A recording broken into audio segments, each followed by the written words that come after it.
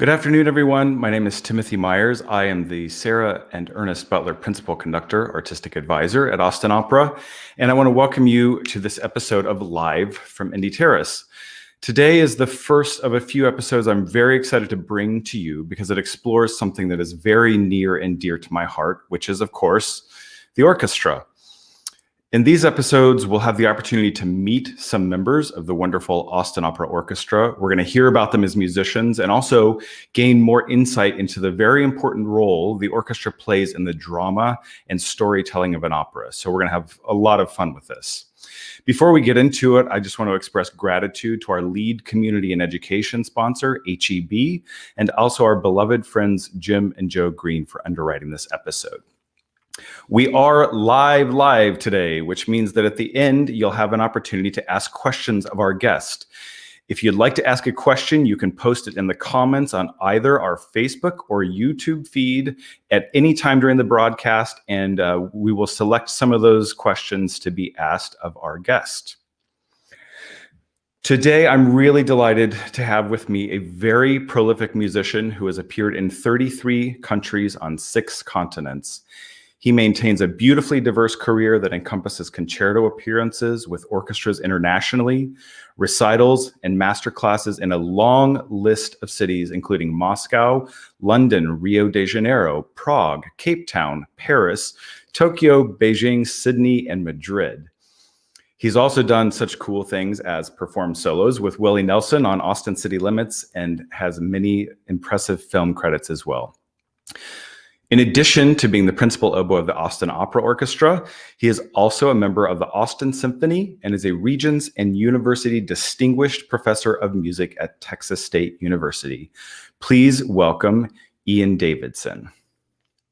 Hi, There good he afternoon. is, in the virtual flesh. Hi.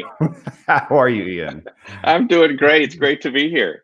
I'm so glad to be having this conversation. I just tell everybody, we did a little bit of a kind of a pre-interview conversation a couple days ago just to get on the same page about what we wanted to make sure we communicated today. And it was just a really enlightening chat. And we just went on, and it was one of the highlights of my week. So thank you for that. And you're welcome. we're going to bring some of that to our audience on Live from Indy Terrace right now. So before we get to some of the really fine examples, the performance excerpts you've selected for us to hear, can you just give us the snapshot view of your background with the oboe? Just the Cliff Notes version of that. Sure. I was born in, no, I'm just kidding. My mother was a musician and was insistent that I have some kind of a background with music. So we started with piano, that didn't work. We started with violin, that didn't work. Then she sent me to singing, that actually did work. But she wanted me to play an instrument, and so she directed me towards the oboe at age 13. And I was equal between oboe and singing all the way to college, and then shifted over to college, to just oboe when I was in college. Amazing. Well, and we've heard just in the intro a little bit about your very impressive and diverse things in your career. And I really love the breadth of your career. It just shows your curiosity as a musician and all of the things that you've done, and from performing to teaching. Tell us about your history with the Austin Opera Orchestra. You've got a big milestone coming up. I do. I started playing as a member of the company in November of 1988. And I have not missed a single opera since then.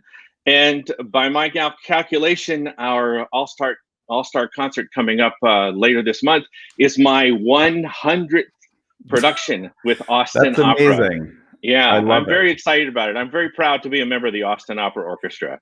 Well, we're really proud to have you, and I can't wait for I can't wait for us to talk more about this and people to really hear some of the things you have to say. A little more background.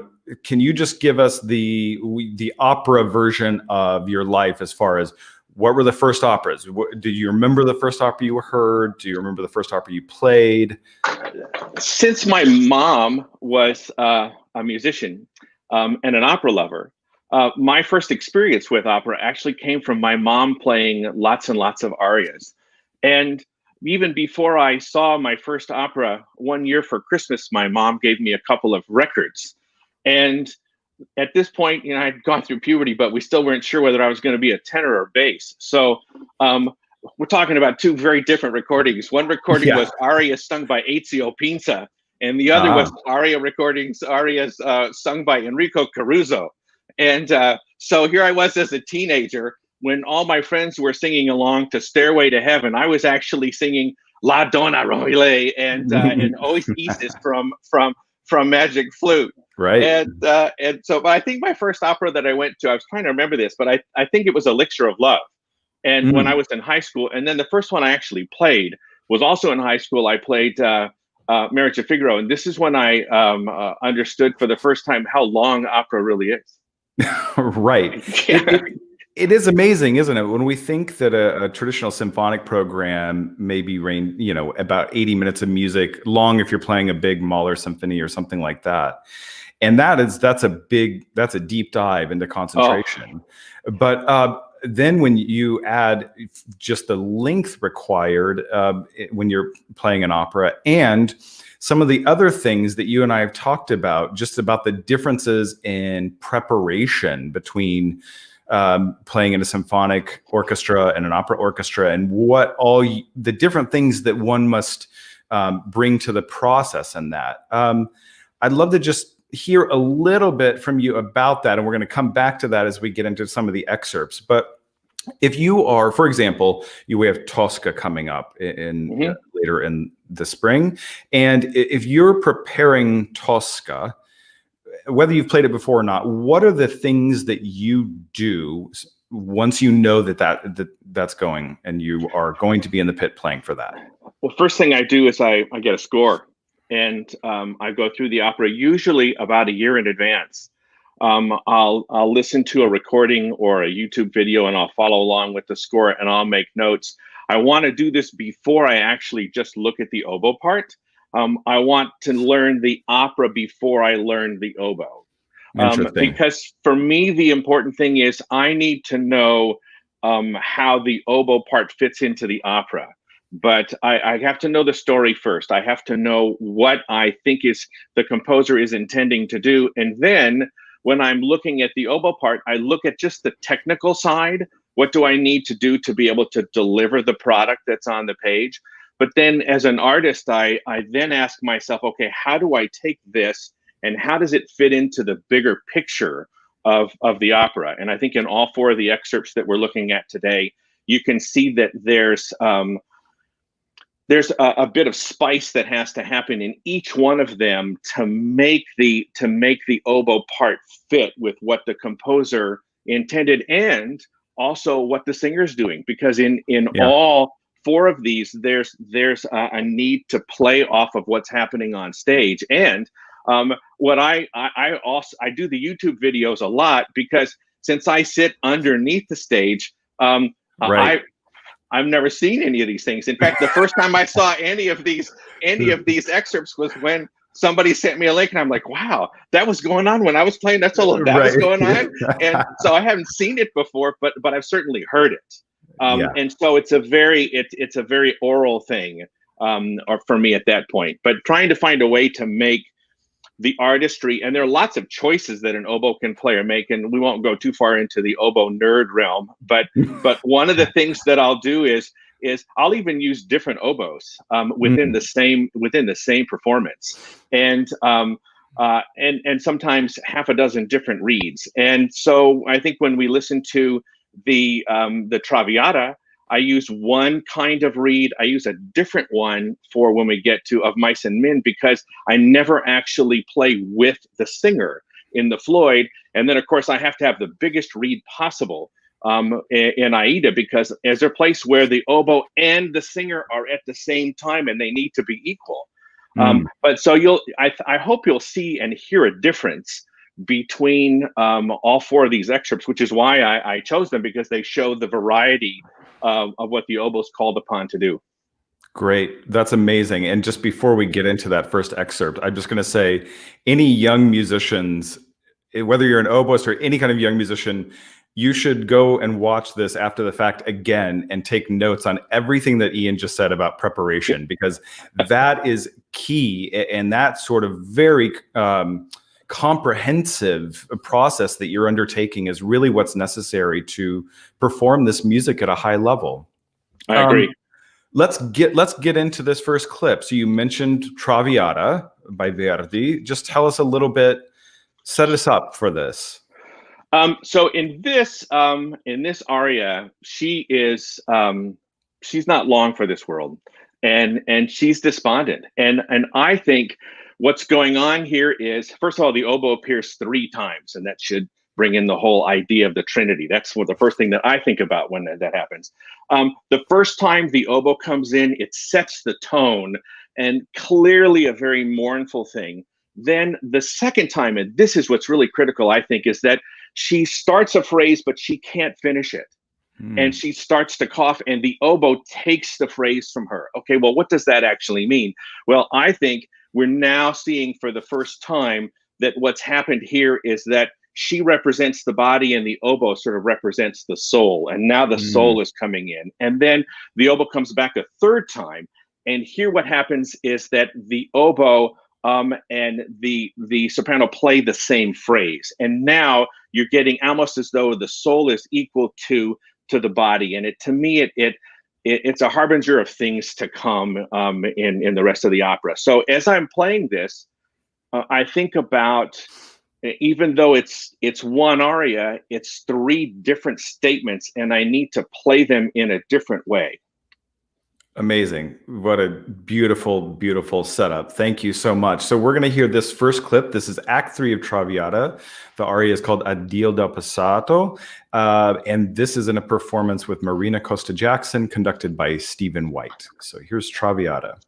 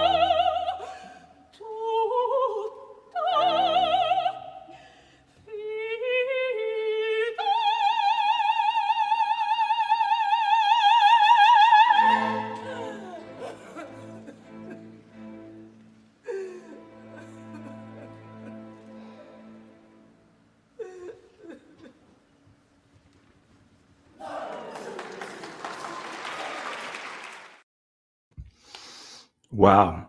Yeah. Amazing. Yeah, beautifully done by both Marina and you. It really Yeah. the matching, and I think back to what you were talking about, the part of where she goes Corea Dio, on the word God, and then and you meet her there, and you blended that so beautifully. Like you couldn't really at first tell, it was sounded like one sound, and then as she came off the sound, you really bloomed. It was beautifully done. Oh, good. Oh, I'm glad that came through because that was the plan. Yeah, no, it really absolutely does. It's very taking. So our next excerpt is interesting for a number of reasons, principally that it's also Verdi. Mhm. But here we get to see something that much later from Verdi's compositional output. And I think you and I talked about this a little bit. What's interesting, Traviata comes from what we call Verdi's middle period, which would have been Traviata, Trovatore, and Rigoletto. And it's a period where I believe, as a conductor and studying these pieces, that he really started to use the orchestra with much more specificity, especially in individual instruments. For example, in Rigoletto, in Gilda's first act aria, Caro Nome, she's accompanied by the flute. When she has a duet later on with her father after she's lost her innocence, she's paired with the oboe, and it's a really striking difference. But you can really see how Verdi is using that to up the ante dramatically. So tell us about this. I mean, what are other ways that we have storytelling going on in the orchestra that is really equal to what's going on the stage, and how that applies in this next clip? Well, in this next trip, but this is Aida's next, right? Yes, And that's right. so this is her aria O Patria Mia. And what she's doing is she's longing for the country of her youth that she's certain she's not going to ever see again.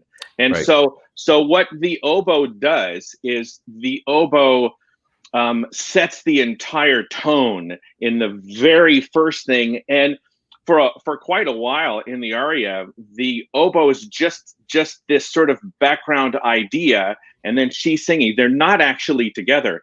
In the middle, there's where the scene kind of changes a little bit, and the text is "Oh, green hills and fragrant streams." And what you'll see is the way the writing works. The oboe goes up, and it's picked up beautifully by our principal bassoon, William Lewis, on the way back down. And then she sings it up like it's a hill. He picks it up, Bill, on the way back down. And then the soprano and the oboe actually do a duet, and we're moving around as though there's some text painting going on here about the fragrant streams. And this is what I'm talking about when I'm saying that I had to have a read that would allow me to equal the amount of volume that she's able to put out.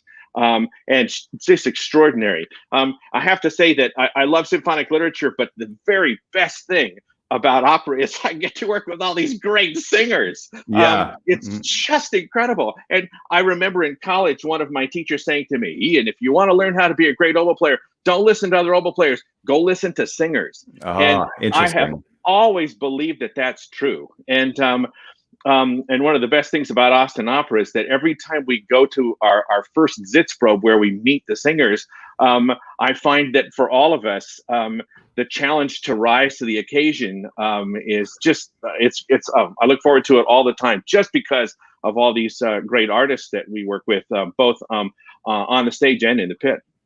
Yeah, that first rehearsal where we really put everything together is my favorite part of the process. I'm a process guy, so I like the whole process.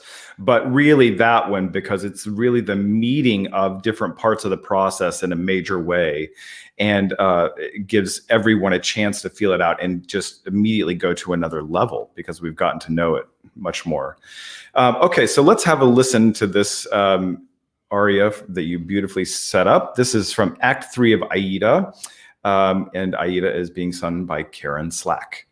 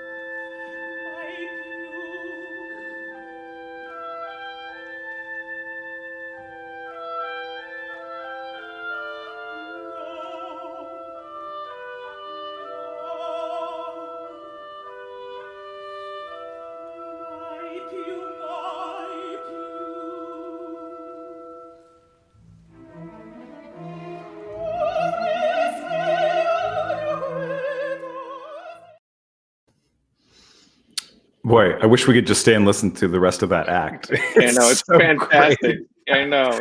But this is such a great example. I love in that clip, one of my favorite things is actually at the beginning where you play the introduction and then she blends that vowel of oh, I mean, just beautiful. It's such a seamlessly done transition by two really sensitive musicians. Yeah, I love it.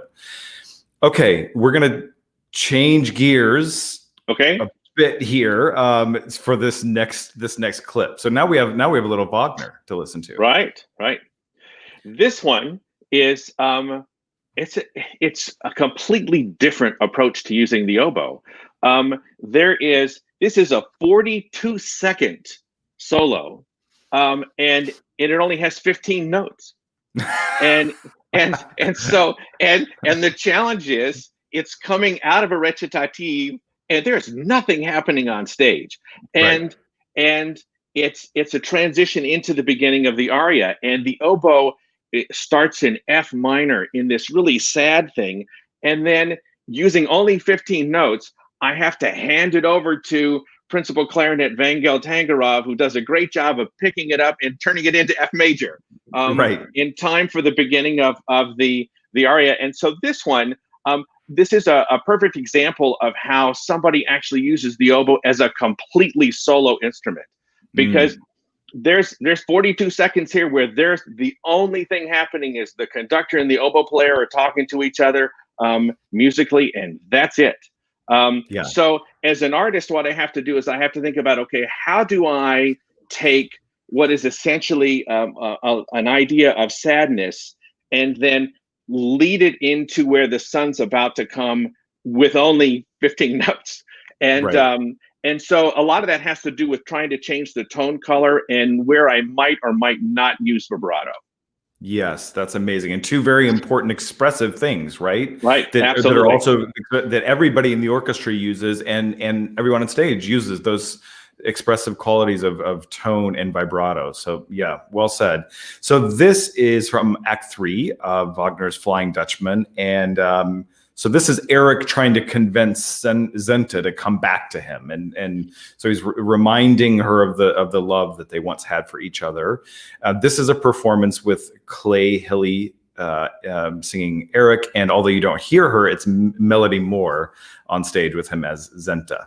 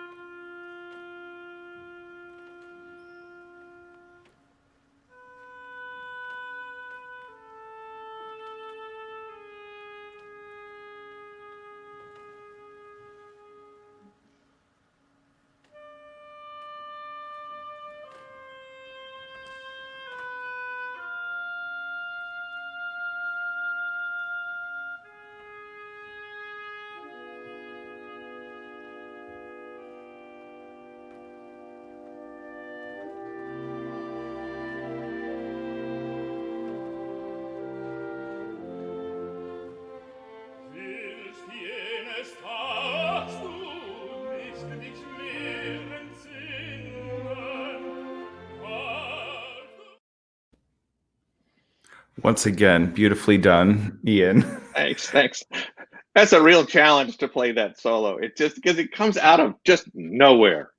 Well, and let's also not forget, this isn't towards the beginning of the opera, so you've actually already been working for a while. Yeah, I know. Yeah, you're a good 2.5 hours in at that point. Yeah. So, I'm really excited about this next clip because it's something that we don't get to hear as often, and so.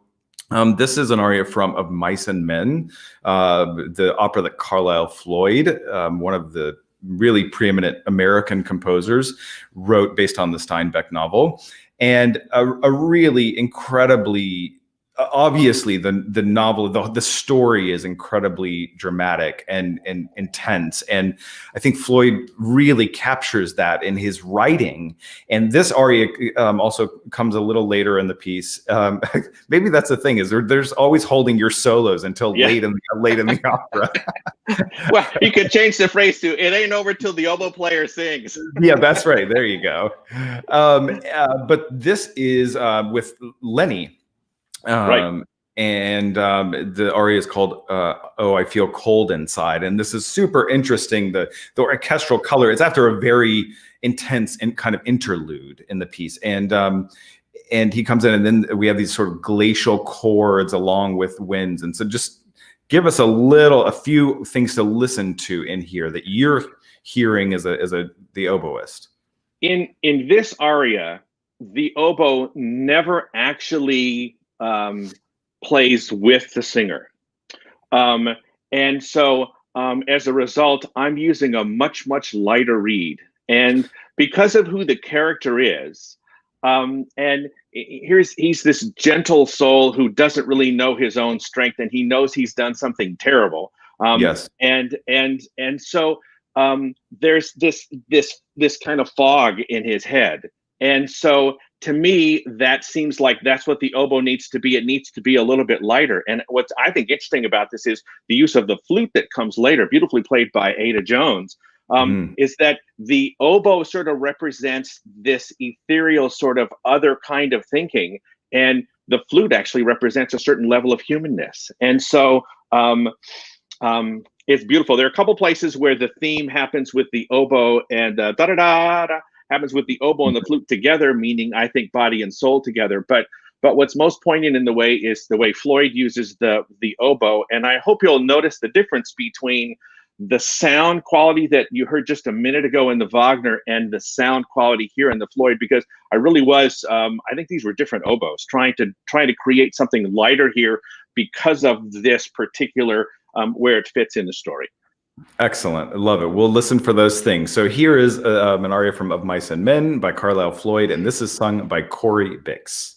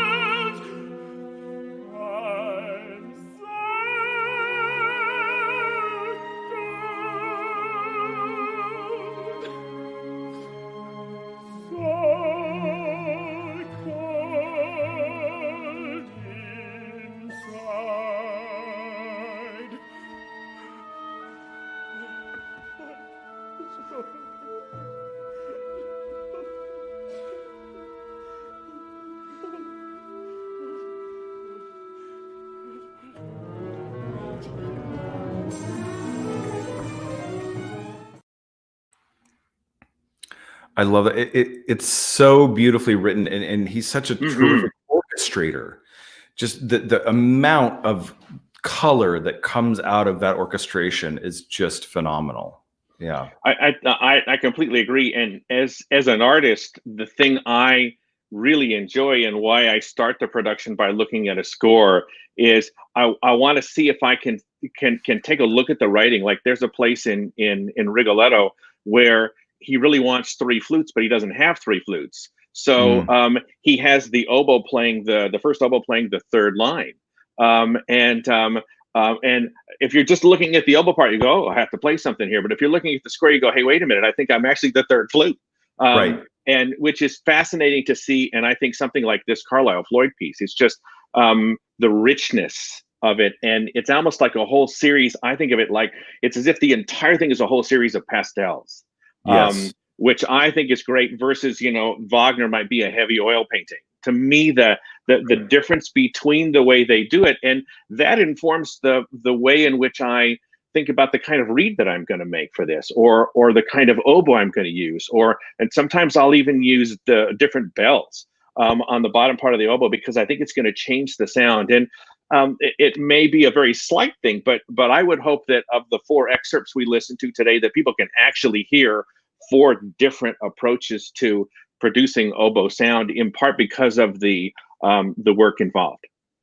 Well, that's perfect. That's a perfect segue actually into, we only have time for one question, but that's a segue into the one that I wanted to address.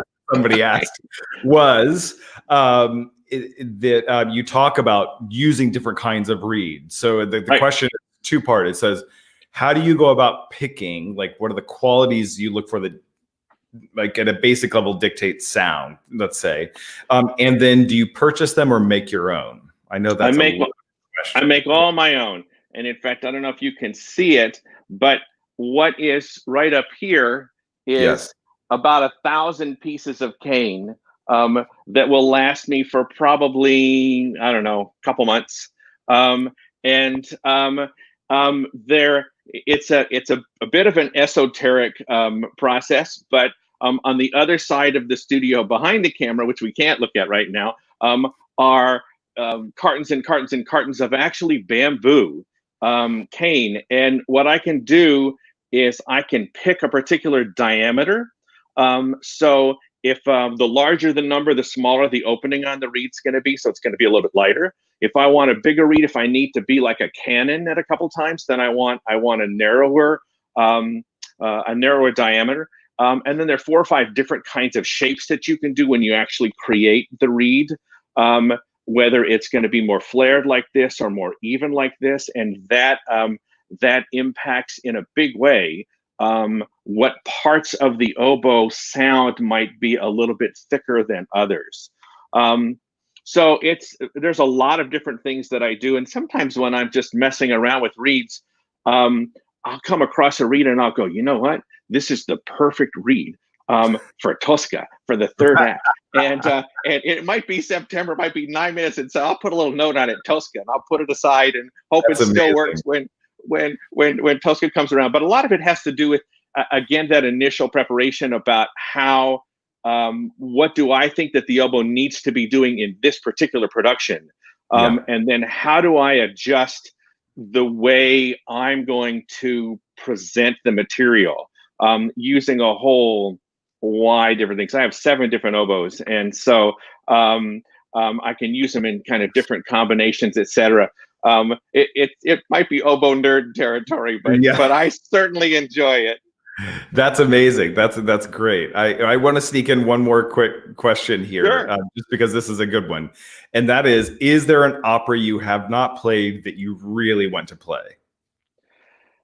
On my bucket list is to actually do a complete ring cycle. Me too. And which I've not done. I've done several of the Wagner operas, but I've never really done an entire ring cycle. But I think that would certainly be it for me. I will say on the other side of the coin, I can never play too many Madame Butterflies. I never, ever, ever, ever, ever get tired of that beautiful story and the beautiful music. Amazing. Well, Ian, this has just been a great conversation. Thanks so much. And I've enjoyed your it. energy and your passion is infectious, and it's been great to get a little deeper into your mind and your musical spirit. And I just want to thank you for your generosity and all of that. Oh, thanks for having me. It's been my pleasure. This is great, and we'll be putting together this all-star concert that we're taping very soon, and looking very much forward to that. And want to thank everyone for tuning in today, or everyone who might watch this a little bit later. And stay tuned for a lot of other things coming from Austin Opera, including other episodes with orchestra members. So we'll kind of go deeper on this journey, which is really exciting. I just want to thank again our sponsors, HEB and Jim and Joe Green, for underwriting this episode. And we'll see you all very, very soon. Thanks so much.